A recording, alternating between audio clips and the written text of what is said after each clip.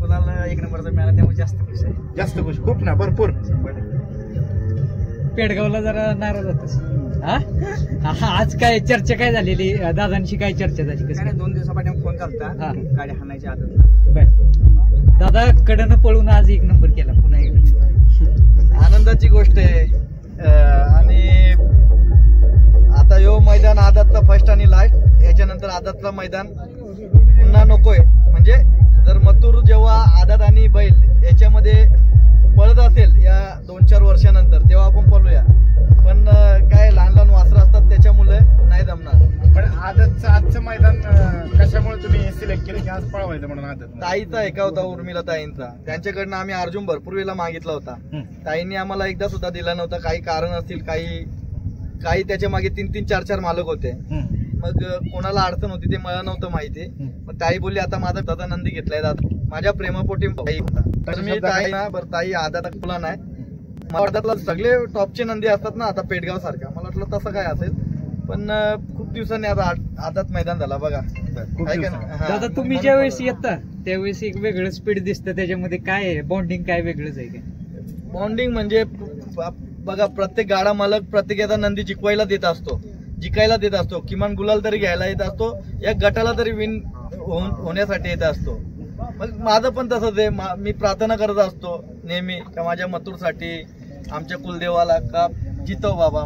या महाराष्ट्राची जेवढी फॅन फॅमिली त्यांनी प्रेम दिलाय, देशातील सगळ्यांनी जीव लावलाय, मग त्यांच्या प्रेमाखातीर गुलाल घे, मग सगळ्यांचा मान सन्मान राहील. नाही तर प्रत्येक जण मध्ये मध्ये धारत होता, तर ट्रोल करत होता मथुरला. मग ते त्यांची आपली जेवढी फॅन फॅमिली कुटुंब आहे त्यांची कुठे मान खाली नाही झाली पाहिजे. त्याच्यामुळे मथुर अजून जोरात आणि जोमत पळतोय. अच्युत ड्रायव्हरच्या ड्रायव्हिंग विषयी काय सांगाल? अच्युत ड्रायव्हर हा महाराष्ट्राची रन मशीन आहे आणि शर्यती क्षेत्राची रन मशीन आहे. त्याच्याबद्दल काय बोलू तेवढं कमी आहे. आज त्यांनी दाखवलं, म्हणजे त्याच्या हातात जिद्द होती, कारण की पाठीमागच्या मैदानात बसवला नव्हता.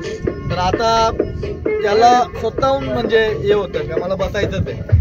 मग आम्ही पण ठरवलं होतं का अच्युतलाच बसवायचं.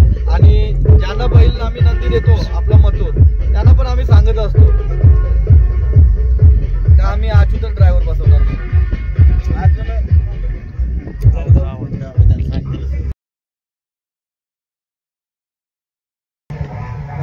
दादा तिन्ही फेरे मथुरला उजवीनं पळण्याचा निर्णय कसा घेतला? काय निर्णय म्हणजे तो पण पब्लिकचा ठाम आहे, हा पण पब्लिकचा ठाम आहे.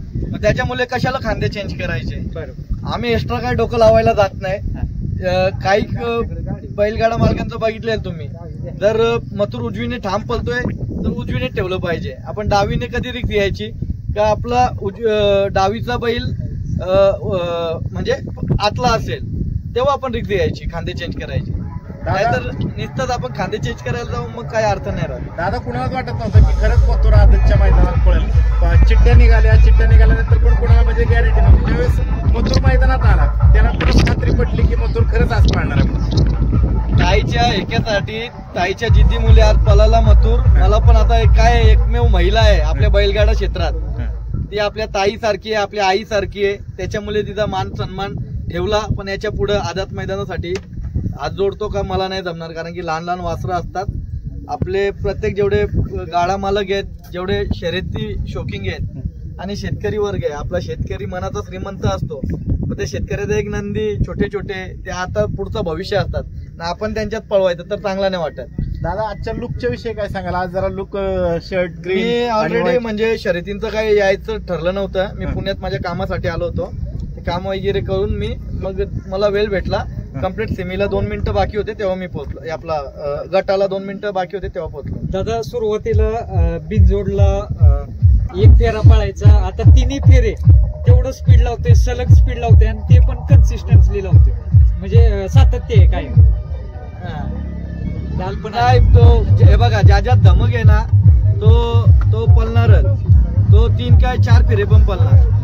त्याच्यामुळं मग काही विषयच नाही घ्यायचा. कोणताही नंदी असू द्या, त्याच्या धमक येतो पळणार. दादा तुमची डाल धरायची पद्धत ही व्हायरल होणार. अशीच सगळे असेच धरून डाल धरून फोटो काढणार. असं काय नाही. जी हक्काची मानाची जी ढाल आहे ती पुढे भेटेल नाही भेटेल ह्याच्यामुळे भेटते मला. तेच मी भाग्य समजतो.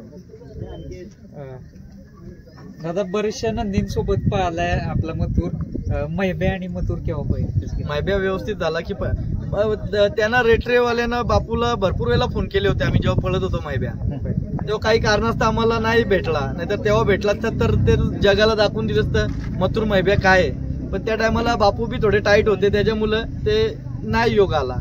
पण आता याच्या पुढे बापूंचा नंदी बरा झाल्यावर आपण टाकू, कारण की आज आपण बघा त्या दिवशी पिंटू भाऊला कॉल केला होता, भाऊ काय आपला नंदी हारतोय, पराभव होतोय, कधी पाहिजे मथुर माझा, तुमचा ते मथुर कधी पाहिजे सांगायचं मला. पिंटू शेट मोडक कधीही विचारा त्यांना, ते बोलतील तेव्हा त्या नंदीमध्ये टाकणार, कारण की एक संबंध आहेत, संबंध महत्वाचे आहेत.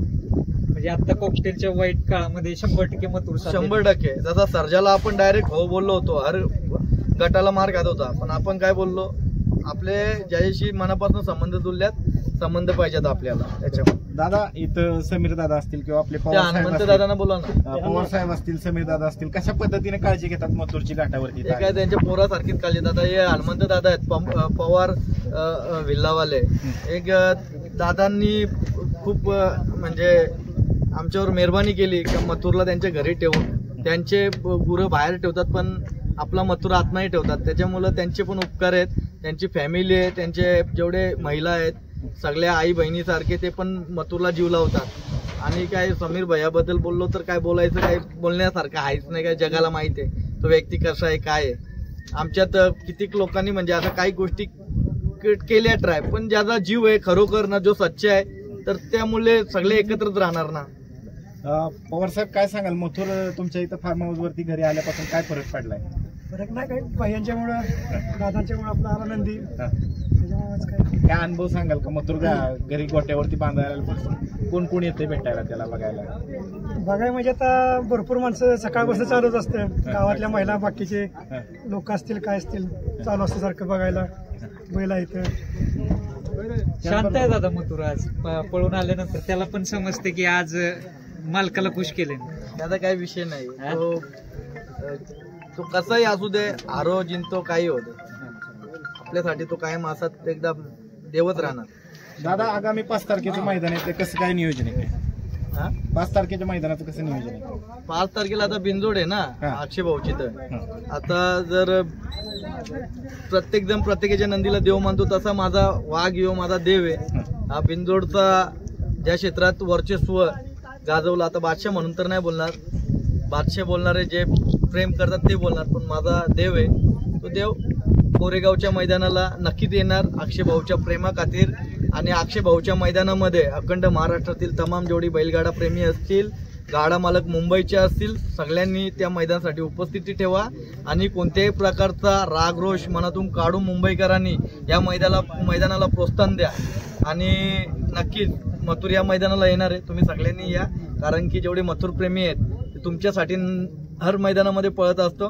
त्या मैदानाची शोभा कशी वाढेल ती वाढवण्याचा प्रयत्न. त्याचबरोबर दादा बऱ्याचशा फॅन्सचं थोडंसं कन्फ्युजन झालंय की मथुर सर्जा नक्की कुठल्या मैदानात पळणार, 11 तारखेच्या का 16? 61 पाटा 16 तारखे. हो, जिथे सरांची आठवण आहे तिथेच पळणार, दुसरे कुठे पळणार? कारण की जिथे 1 नंबर केलाय, बुलेट भेटलेली तिथेच पळणार. तिथेच मग तो मैदान 16ला आहे का 11ला आहे ते मला बहुतेक 16 तारखेला आहे तो मैदान. 11 तारखेला जुना बैलपोला आहे, बरोबर ना? हा बरोबर. 16ला आदतला नाही, 16ला विठ्ठल नाना, त्याच्यानंतर सर्जा आणि मथुर. जमला तर अजून काही लोक तिथे बघायला भेटतील, चांगले दिग्गज लोक बघायला भेटतील, ज्यांना आतुरता होती ते पण काही लोक तिथे बघायला भेटतील त्या दिवशी. त्याचबरोबर दादा आज जे मैदान पार पाडलं सिद्धेश्वर कुरोलीकरांनी, यशवंत बाबांचं हे देवस्थान परिसर आहे, काय सांग गुरुपौर्णिमेनिमित्त हे मैदान आयोजित केलं होतं, काय सांगाल त्याच्याविषयी? सर्वप्रथम गुरुपौर्णिमेच्या सर्व बैलगाडा मालक चालक सगळ्यांना शुभेच्छा देतोय. आणि जे सिद्धेश्वर महादेवाचं आज ठिकाण आहे आणि भूमी आहे, त्या भूमीवर आज नंबर मिळाला, कारण की खूप वर्ष लहानापासून उपवास करतोय शंकर भगवानचं म्हणजे भोलेनाथाचं, तर आज त्याच्याच आशीर्वादाने नंबर झालाय. आणि माझ्या आईने भरपूर 16 सोमवार भरपूर वेळा केल्यात, त्याच्यामुळे आमच्या कुटुंबावर पूर्ण उपवास आहे, आशीर्वाद आहे. आणि विशेष म्हणजे जागृत देवस्थान आहे सिद्धेश्वर कुरोली, जागृत देवस्थान आहे. जय कुठे जय. त्याचबरोबर दादा जयला बोला. त्याचबरोबर दादा या मंदिराचा जीर्णोद्धार चालू आहे, अतिशय सुंदर असं आता जाणार काम आहे चाललंय म्हणजे. सत्कार समारंभ पण ठेवला जाता काय साहेब जाणार आहे आता इकडे लगेच सत्ता आमच्या आता जाणार आहे इथून आमच्या निघून. ट्रस्टच्या वतीनं तुमच्या सत्काराचं आयोजन केलंय. आता जाणार आहे इथून मथुरला घेऊन भोलेनाथाचा आशीर्वाद घ्यायला. हा माझ्या काकांचा मुलगा आहे, लहान काकांचा जय पाटील. जयू हा माझ्या लहानापासून माझ्या खांद्यावर केलेला आहे आणि आज माझ्या खांद्याला खांदा लावून आज माझ्यासोबत शर्यतीमध्ये असतो आणि त्यांच्याच वडिलांनी मला हा छंद लावला होता म्हणून त्याला आज बोलून घेतलं मी कारण की माझा भाऊ आहे आणि माझ्यासाठी कायम उभा राहतो म्हणून कधी त्याला आपण कधी याच्यामध्ये घेतलं नाही, एवढे वर्ष झाले. पण आज आपण हक्काने बोलतो पहिल्यांदा नाही, तो नेहमी येतो पण कधी असा समोर नाही घेतला कॅमेऱ्याच्या. पण जो सच्चा इमानदार आहे आणि निष्ठाने राहतो तो माझा भाऊ आहे जय. पण बघा मित्रांनो, म्हणजे ज्यांनी राहुल दादांना बैलगाडी शर्यत क्षेत्रामध्ये आणलं उतरवलं त्यांचाच पुढे वारसा चालवणार, त्यांचा चिरंजीव सुद्धा आमचे बैलगाडीचे नंदी असायचे तेव्हा. पण नाना घेऊन जायचा मला सगळीकडे, जयूचा पप्पा. आता मग जयूचं कसं काय नियोजन, जयू काय करणार? जयू काय त्याचाच आहे ना, जे माझं आहे ते त्याचं आहे, त्याचं आहे ते माझं आहे, असं त्याच्यामध्ये काही विषयच नाही काय. कारण की काय आहे, जो आपल्या एकदम निष्ठेने आणि सच्चाईने सोबत राहतो आपण कायम त्याच्यासाठी. सगळ्यांना माहित आहे एकदा गेला शब्द गेला मग तिथे मग कुठे काही बदल होऊ शकत नाही. दादा खूप खूप धन्यवाद, खूप मोठी मुलाखत दिली तुम्ही. असंच कायम गुलालात राहू. आणि 11 आणि 16 तारखेला जे मोठी मैदान होणार आहेत, जे जुनं हिंद केसरी बैलपोळा मैदान होणार आहे, त्यानंतर 61 फाट्याचं देशमुख पट्ट्याचं जे हिंद केसरी मैदान होणार आहे, त्या दोन्ही मैदानांमध्ये निकाल रेषेच्या समोर राहणाऱ्या पब्लिकला, फॅन्सला काय आव्हान करताल ही मोठी मैदान पार पडतात? आता तुम्ही सांगा. आता चला तुम्ही निकाल रेषे बोलले, फॅन्सचा बोलले विषय. आता इथं पळाला होता आपला मथुर कोल्हापूरमध्ये नानाच्या मैदान पेडगावला. तेव्हा आमच्यावर अन्याय झाला. आम्ही कोणाला बोललो? अरे जी फॅन फॅमिली कुटुंब आहे, अरे येडे ते दिवाने आहेत आपले. ठीक आहे होते चुकी पण ते दिवाने आपले मथुरचे आहेत.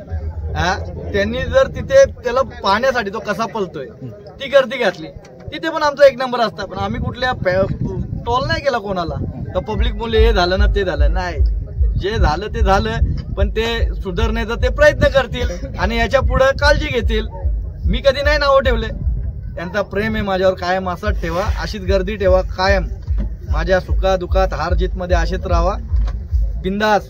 आपल्या काही कुठल्या गोष्टीमध्ये गम नाही आणि पब्लिक मुले असा कोणती गोष्ट नाहीये. आता पण पब्लिक तोंडावर आली धावून, काय बोलणार, त्यांना आवड आहे. एवढे लांबून लांबून येतात, काय करणार ते. पण आपल्या जेवढे जे हे आहेत आयोजक त्यांनी ठरवलं पाहिजे, त्यांनी ते नियोजन केलं पाहिजे.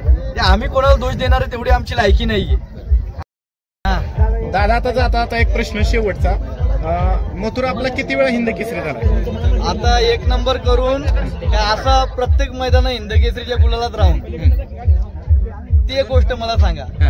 आता आम्ही एक नंबर करून 5 वेळा राहिलो हिंद केसरी मैदानामध्ये, म्हणजे पंचम हिंद केसरी ना. जर असा हर मैदानामध्ये हिंद केसरी मैदानामध्ये 2-2 प्रत्येक मैदानामध्ये आपण 2-2 वेळा राहिलोय. काय शुभम? 2-2 वेळा राहिलोय. असे 3 ते 4 मैदान आहेत. मग आम्ही बोलायला पाहिजे दशम हिंद केसरी आणि 11 वेळा हिंद केसरी नाही. मी जेव्हा एक नंबर होतो तोच मी मानतो का यो माझा हिंद केसरी मैदान आहे आणि हा हक्काचा आहे आणि एक नंबरचा आहे. मी तेवढाच बोलतो. त्याच्यानंतर मी असं काय बोलत नाही का 10 वेळा हिंद केसरी झालाय माझा मथुर, 11 वेळा झालाय. तर कितीक मैदान हिंद केसरीच्या 2-2 वेळा गुलाबात राहिलाय हर मैदानामध्ये. आता मागच्या मैदानात पण हिंद केसरी 2 वेळा राहिला तिथे, त्याच्या पहिले पण 2 वेळा राहिला कोरेगावची इथे. मग ते नाही पकडलं. शुभेच्छा दादा. धन्यवाद. धन्यवाद दादा.